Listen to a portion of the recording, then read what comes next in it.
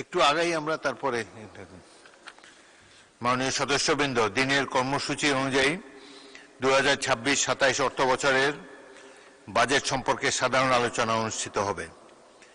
আমি মাননীয় সদস্য আলহাজ জসিমউদ্দিন আহমদ চট্টগ্রাম 14কে বক্তব্য রাখার জন্য আহ্বান জানাচ্ছি। আপনার সময় 7 মিনিট।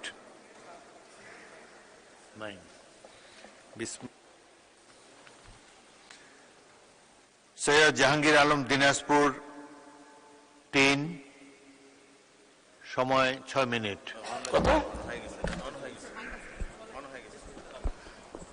বিসমিল্লাহির রহমানির রহিম।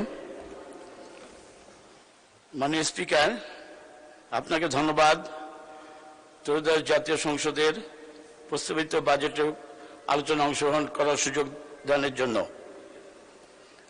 দিনাজপুর সদর 3 আসনের জনগণের পক্ষে এই বাজেটকে সময়োপযোগী, জনকল্যাণমুখী এবং জনবান্ধব বাজেট হিসেবে স্বাগত জানাই। এই বাজেটের মাধ্যমে দেশ একটি কল্যাণমুখী দেশে রূপান্তর হওয়ার বিষয়ে একটি ইতিবাচক পদক্ষেপ।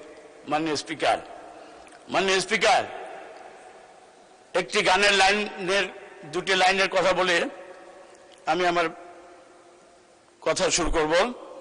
সেটি হলো, আমরা যখন ছোট ছিলাম তখন একটি ছবি দেখেছিলাম, গোলাপি এখন ট্রেনে, ছবিটির নাম।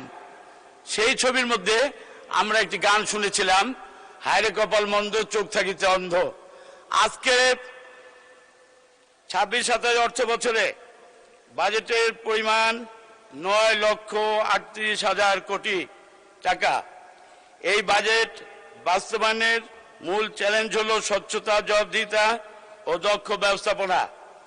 জনগণের প্রত্যাশা পূরণে প্রতিটি টাকার সঠিক ব্যবহার নিশ্চিত করতে হবে।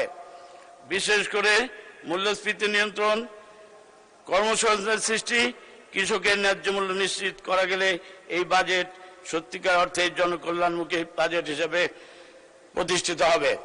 যে কথাটি বলতে চাই, আজকে মাননীয় প্রধানমন্ত্রী এবং অর্থমন্ত্রী মহোদয় যে 9,38,000 কোটি টাকার বাজেট প্রণয়ন করেছেন, এই বাজেটে আমরা স্পষ্টভাবে বাংলাদেশের জনগণের চিত্র আমাদের চোখের সামনে।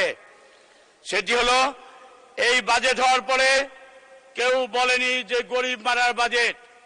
কেউ যদি বলে থাকে সেটি তারা অন্ধ হয়ে বলেছে। মাননীয় স্পিকার, সেই জায়গা থেকে আমি বলবো যে আজকের এই বাজেট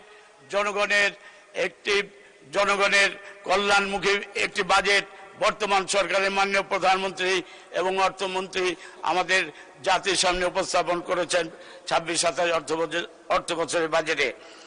মাননীয় স্পিকার, বর্তমান বৈশ্বিক অর্থনৈতিক অস্থিরতা, মূল্যস্ফীতি এবং আন্তর্জাতিক নানা চ্যালেঞ্জের মোকাবেলা করে সরকার যে বাজেট প্রণয়ন করেছে তা দেশে অর্থনৈতিক স্থিতিশীলতা বজায় রাখতে এবং গুরুত্বপূর্ণ ভূমিকা রাখবে বলে আমি বিশ্বাস করি।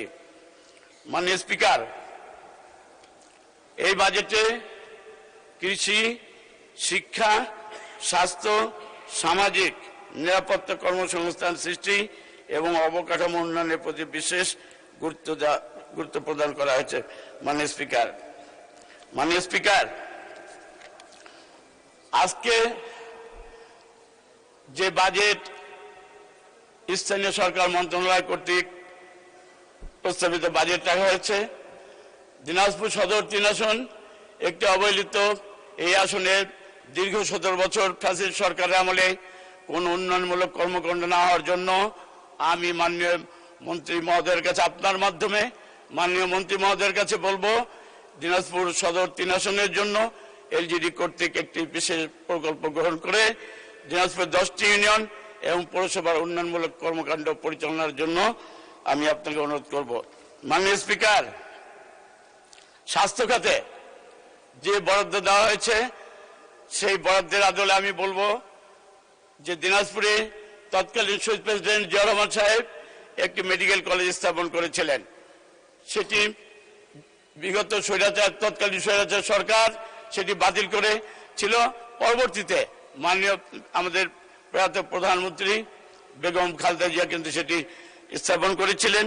আজকে সেই দিনাজপুর মেডিকেল কলেজটি 500 শয্যা বিশিষ্ট মেডিকেল কলেজ, সেখানে আমি গত শনিবার আমি গিয়েছিলাম কিছু রোগীকে দেখার জন্য।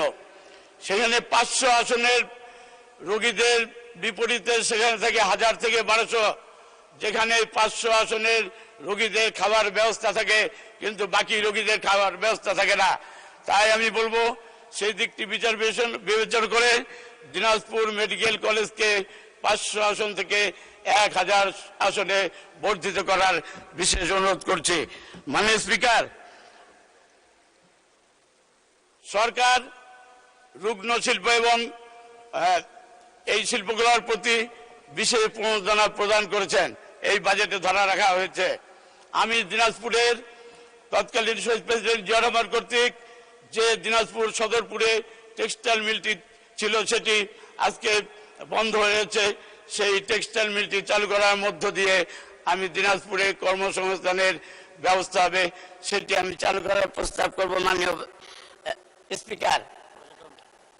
স্পিকার, দিনাজপুরে হাজী জানের বিজ্ঞান প্রযুক্তি বিশ্ববিদ্যালয় রয়েছে, পাশাপাশি দিনাজপুরের সরকারি শিক্ষা প্রতিষ্ঠান আমাদের বাচ্চাদের জন্য তেমন কোনো নাই। একটি সরকারি স্কুল, জেলা স্কুল এবং একটি গার্লস স্কুল আছে।